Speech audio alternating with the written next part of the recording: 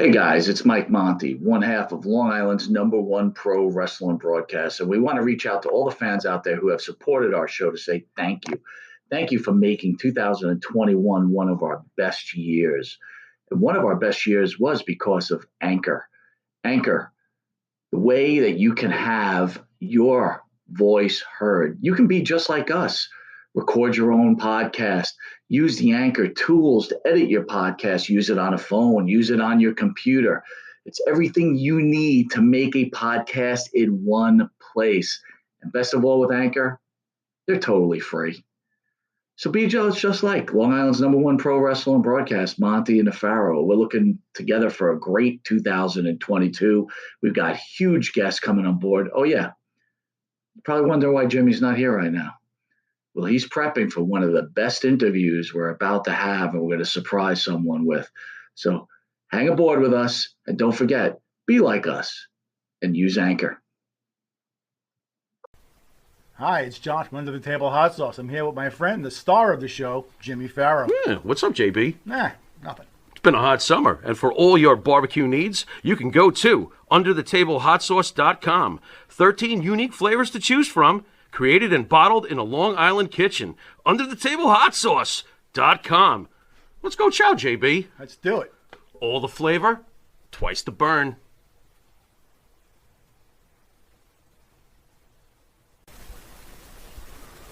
M&J Video Games and Collectibles. Sport and non-sport cards, wrestling items, autographed items. We buy, sell, and trade. M&J Video Games and Collectibles, located at 1049 Queen Street, Southington, Connecticut. Call us at 1-860-479-9223 or 860-93-GAMES. M&J Video Games and Collectibles.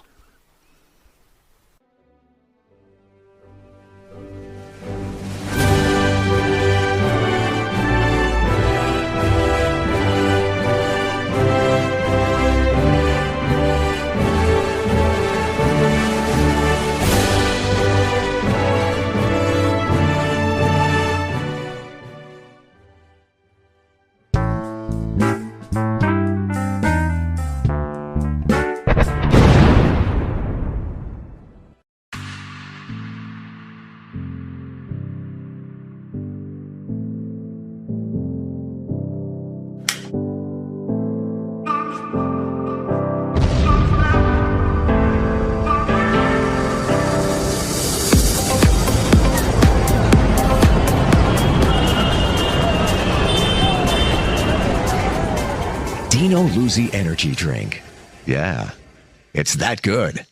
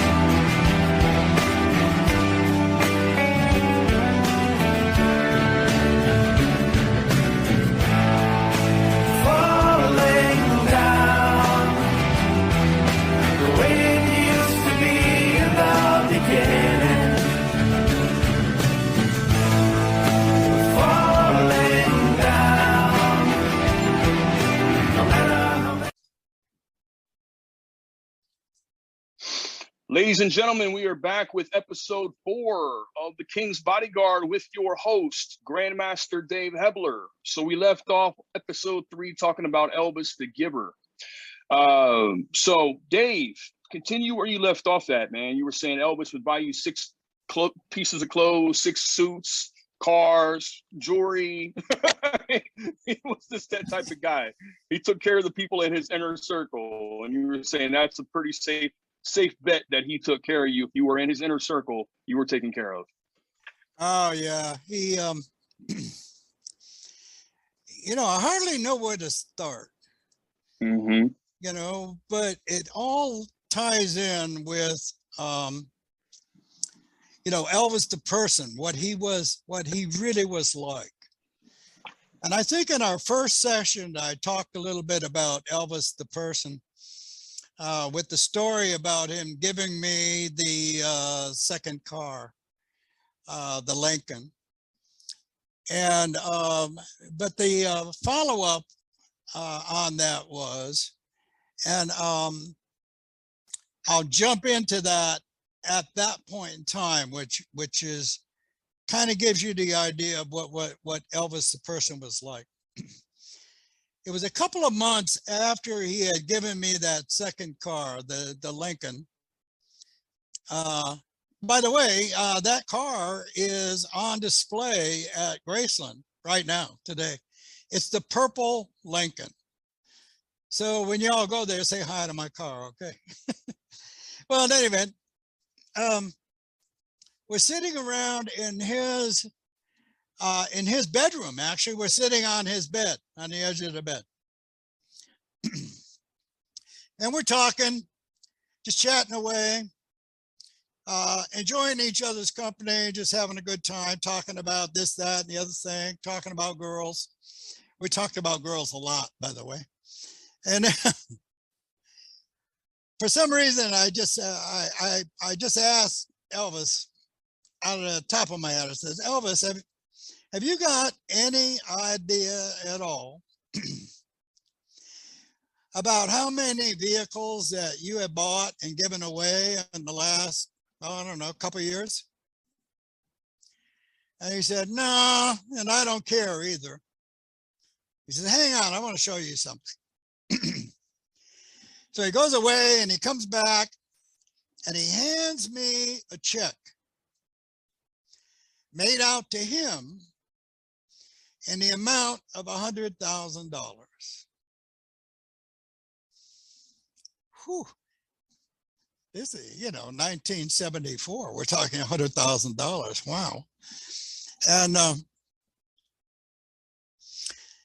he said, you know, Dave, I'm not stupid. And I realized full well that I couldn't buy the kind of goodwill and the kind of PR that I get whenever I buy somebody a car. He said, secondly, it seems like every time I do something good for somebody, like buy them a car, it comes back to me like 10 times over, like that check you got in your hand. He said, and lastly, it makes me feel good to make people happy. Ladies and gentlemen, Elvis Presley, the person. So yeah, he was a generous human being, but he was that way by his nature. It wasn't some kind of a contrivance. He didn't do it to try to get publicity. I mean, he was already the most famous human being on the face of the planet. And he knew it, by the way. He didn't, you know, he didn't need to, you know, resort to trickery in order to get noticed. And he never did say, I mean, he was genuinely unique. In my lifetime, the most generous human being I ever met. I've never met anybody like him, ever. And I don't think you have either, probably. Mm-mm. I've never heard anyone gifting people cars before. That's amazing. I mean, like I said, he just made sure he went that extra mile to make sure the people who looked out for him, that were for him, he supported, he took care of. I mean, that's just an amazing testament to who he was as a man. Yeah. Yeah. Yeah, I was going through some financial difficulties at the time, and he offered me $50,000 in cash. I didn't take it, by the way. I never took money from Elvis Presley, ever. I took gifts, you know, jewelry coming out my ears. I took cars. I took clothing. I mean, jackets, jewelry. I mean, tons of jewelry. I mean, he gave me a ring one time and told me it was his father's wedding ring. It was like a 4.5 carat diamond set in platinum. Wow. Yeah, I know. What? He gave me a turquoise bracelet that was 1,000 carats. He gave me a ruby ring, and there's a whole story about that. Yeah, that's what I was going to ask you. You want to about hear that story? Yes, please. I would love to hear that again. All right. We're getting on a plane to fly to Dallas to check in on the progress of the renovations on the Lisa Marie, the big airplane. And there was Elvis and Linda and Marty Lacker and me on the plane. And we're flying along. And Elvis had this ring, this monster of a ring on his finger. And I said, Elvis, that is the gaudiest bauble I have ever seen in my life. Can I look at that ring? He said, sure. So he gave me the ring to look at. Now the ring was a 40 carat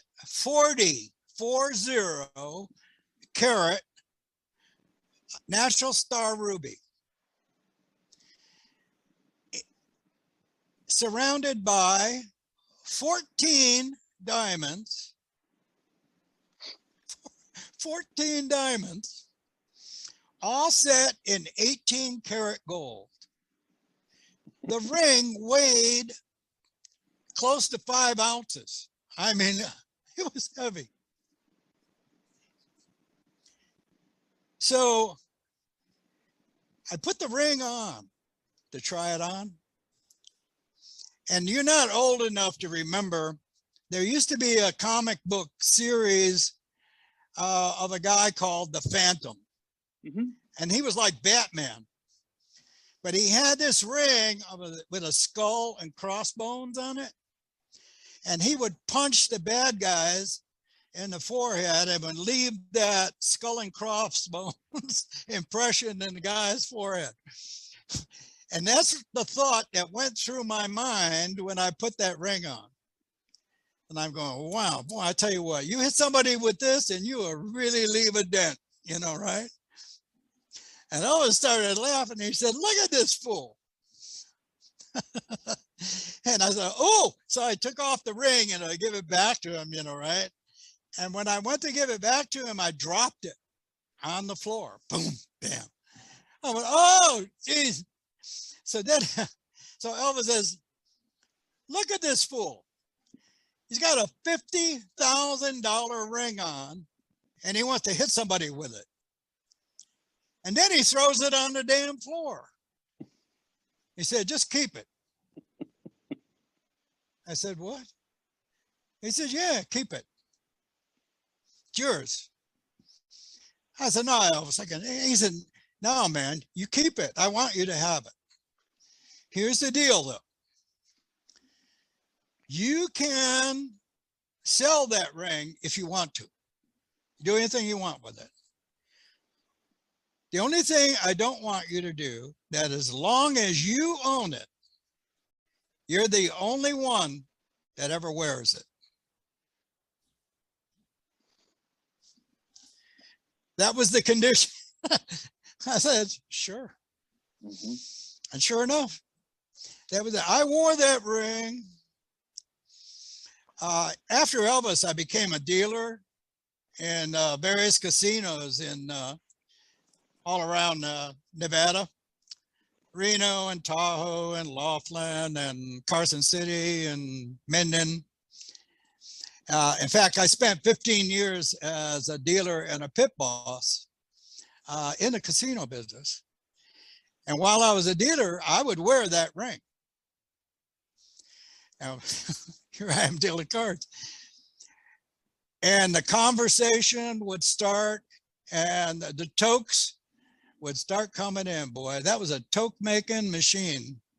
I made more money wearing that ring, you know, dealing than anything. People were amazed with it. And I'd tell them the story, and all of a sudden we're friends, and, you know, and all of a sudden I'm making a lot of money. So, I mean, that was the story of the ring. But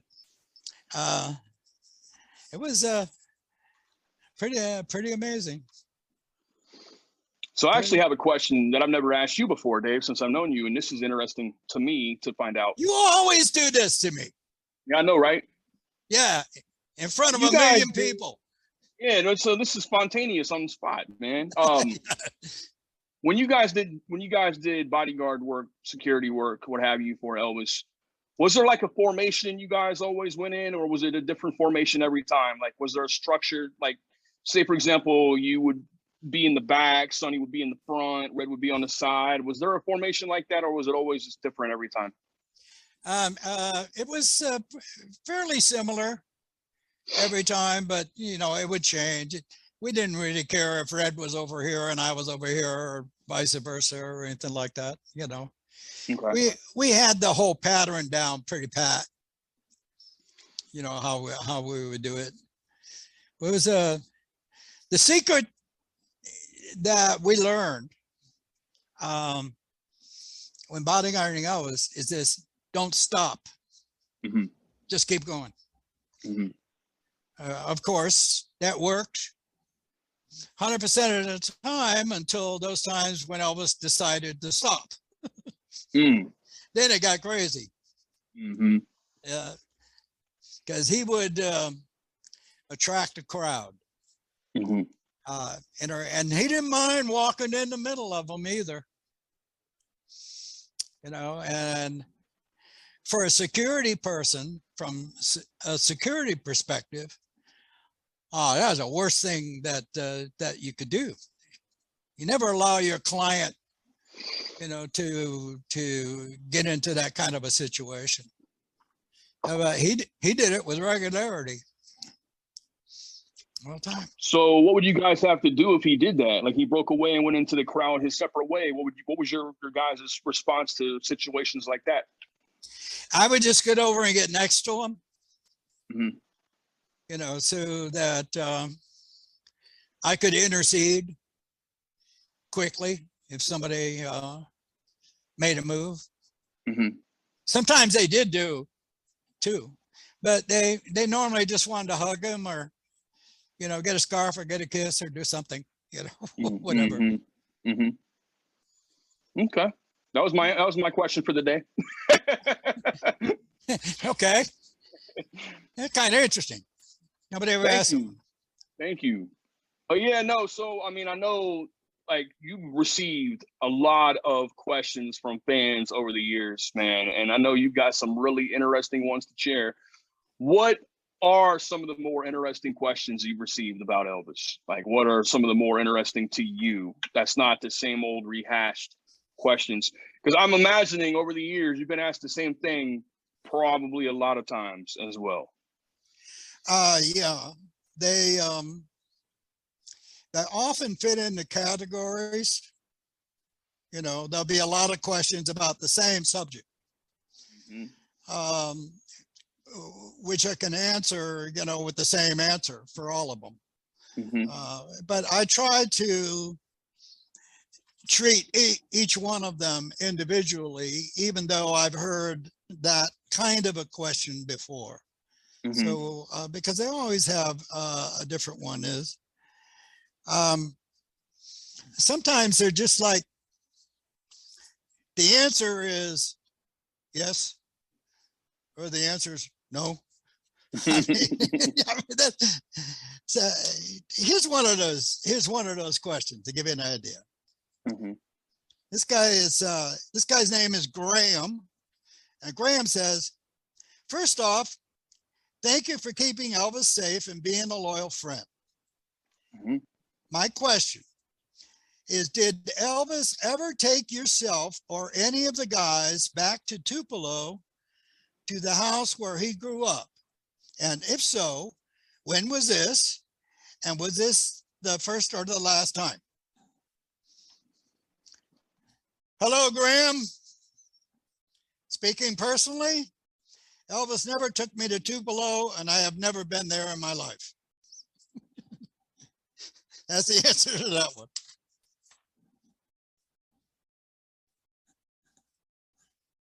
Oh, they get weird.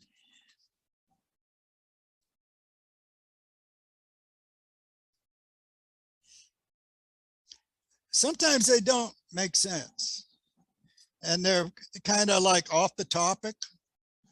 And here's one like that. This is from Pablo, and Pablo says, hi from Spain. Where do you live? Where was the last time you talked with Elvis? Thanks from Spain.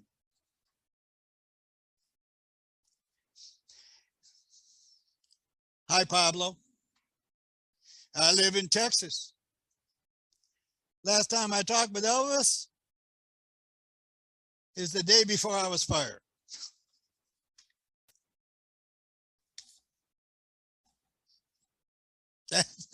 That's the answer.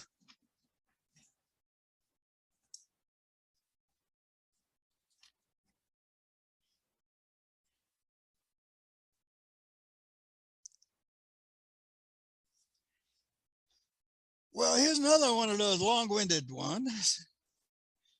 This is from Ian. And Ian says, hi, Dave. Have you had an opportunity to watch the trailer for the new Elvis bio picture? If so, what are your views on what you have seen? Well, Ian, I did see the trailer, and my short answer is that I liked it. And I'll probably go see the full movie when it does come out. That's it. And here's another one from Thomas. And Thomas says, hi, Dave. I just watched the interview with you and my friend Rob at Always Elvis Fan Club. I always wanted to say this to you and Red and Sonny. You guys could never be responsible for what Elvis did to himself. You all were not doctors, therapists, etc. You were all caught up in a bad situation. A great entertainer that lost his way, aided by doctors and became dependent on drugs. Writing a book out of hurt and bitterness, as Sonny said, is understandable, especially Red and Sonny after all the years of service.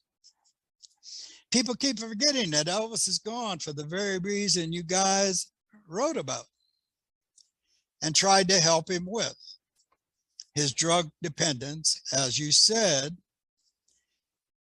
How do you protect a man from himself? Said, and said without judgment.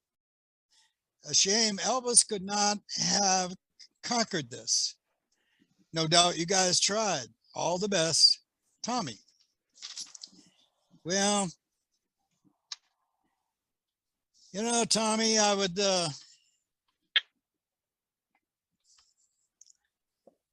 I just like to say something briefly about this and then let it go to another session, because I have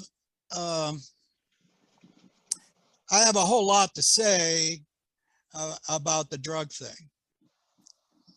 I will say that I originally believed that Elvis's death was caused directly by drugs. Mm-hmm. I later learned, got more, and of course, I wasn't there when Elvis died. Red and Sonny and I were let go about a year before Elvis died. So we weren't there. We weren't witnesses or anything like that. So my information is hearsay. It's secondhand information.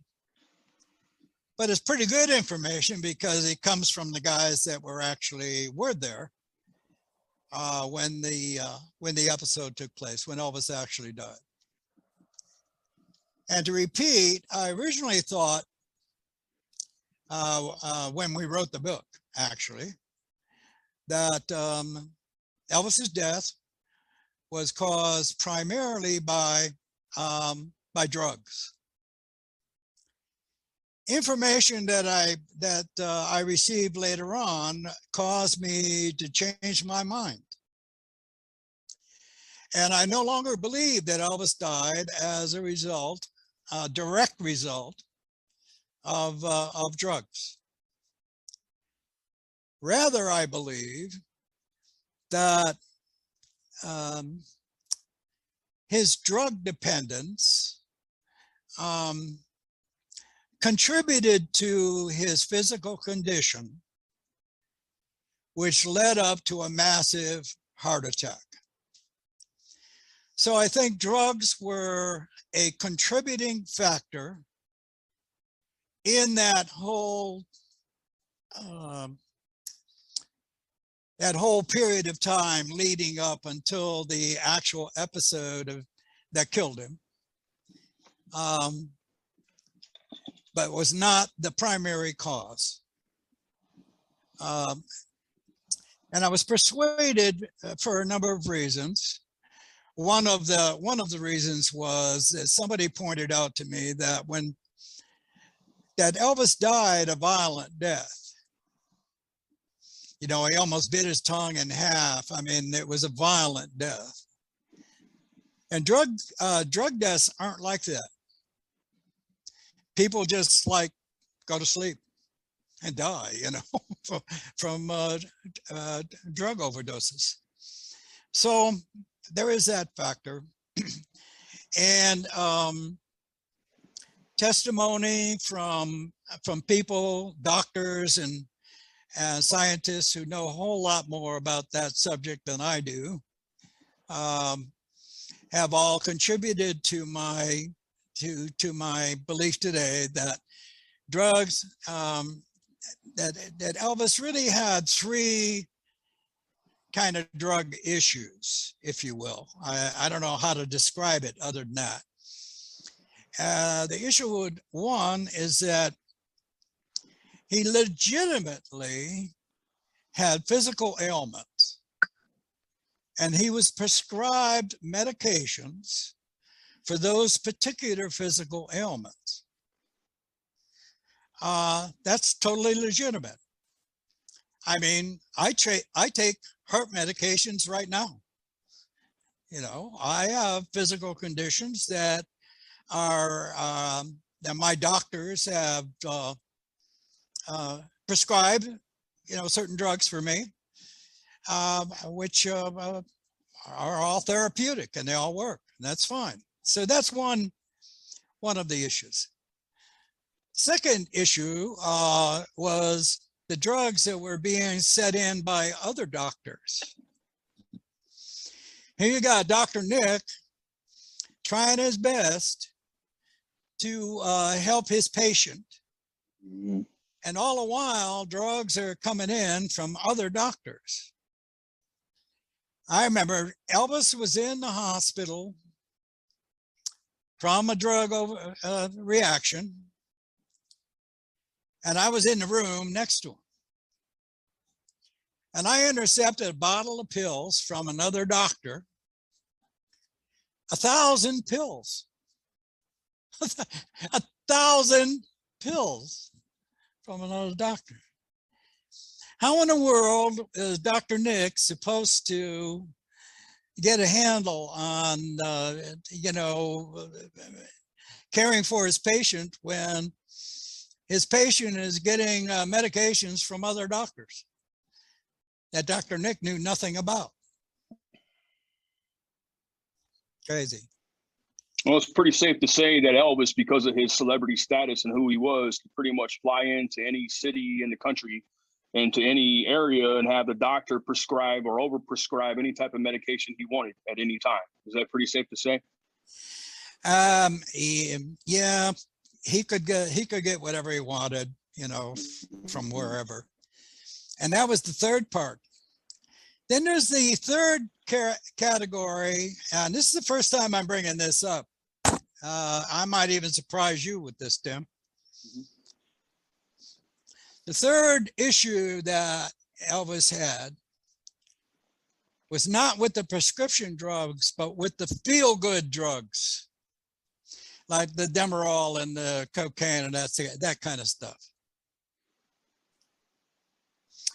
And those drugs weren't issued by doctors necessarily. Mm-hmm. They were brought in by people close to Elvis. Mm-hmm.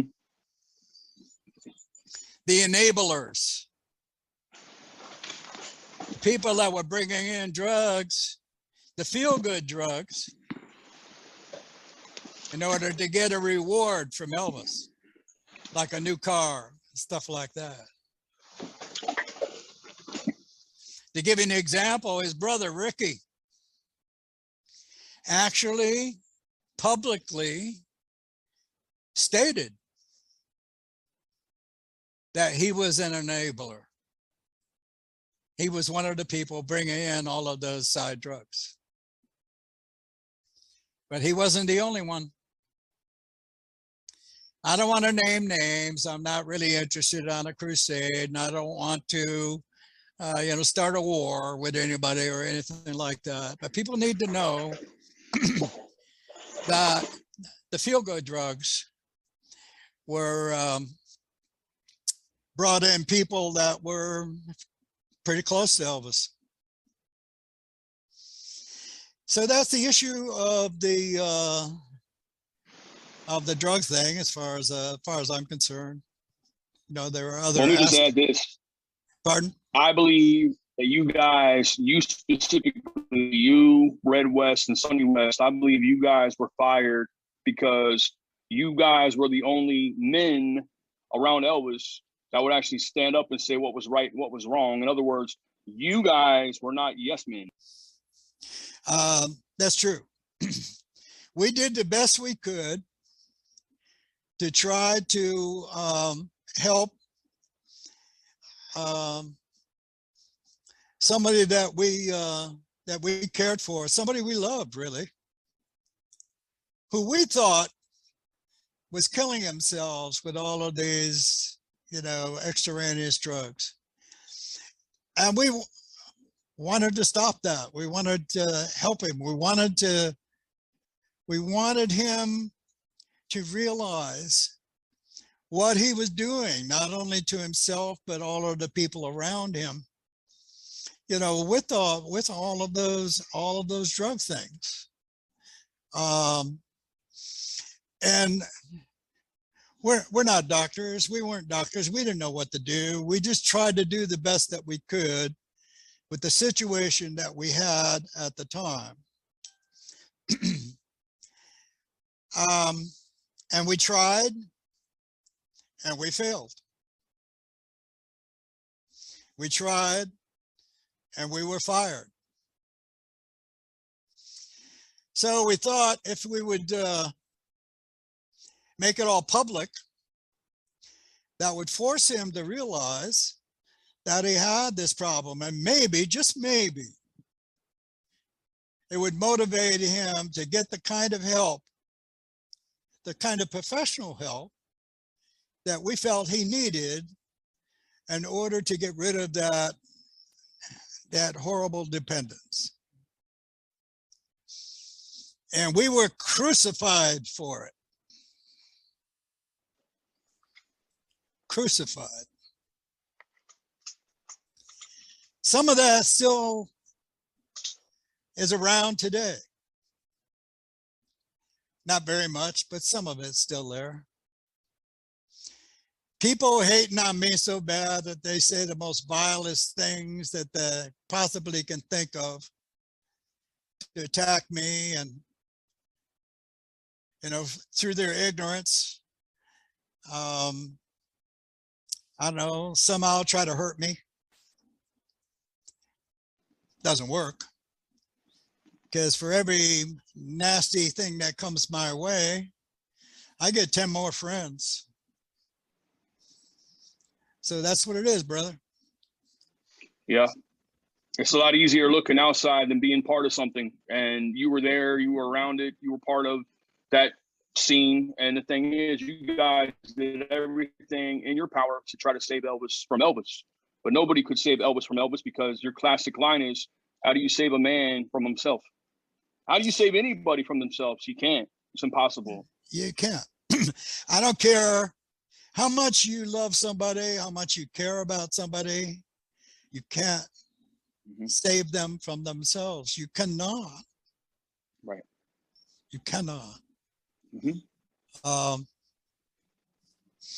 I don't know if any of y'all that are listening have had the experience of not of yourself, or perhaps a member of your family who is addicted to drugs. I hope not. I hope nobody ever is, because it's a horror. It's a nightmare. Mm-hmm. And you are totally helpless to do anything about it. Because until that person quits, until that person stops, until that person gets the right help, there ain't nothing you can do. If there is, I'd like somebody to tell me what it is, because I don't know what it is. None of us do. Yeah. But everyone remembers Elvis, the person, the personality, the entertainer, the performer, but very few people like yourself really knew his inner life, and I think this is the end of actually episode 4. Episode 4. Actually, time flies when you're having fun. Yeah. Yeah, it is. So that's done. We'll be coming back, ladies and gentlemen, with episode 5 here in a minute. So we're providing some great content today from Mr. Dave Hebler on the King's Bodyguard broadcast, and we will be back with you in a moment. Thank you very much. Thank you.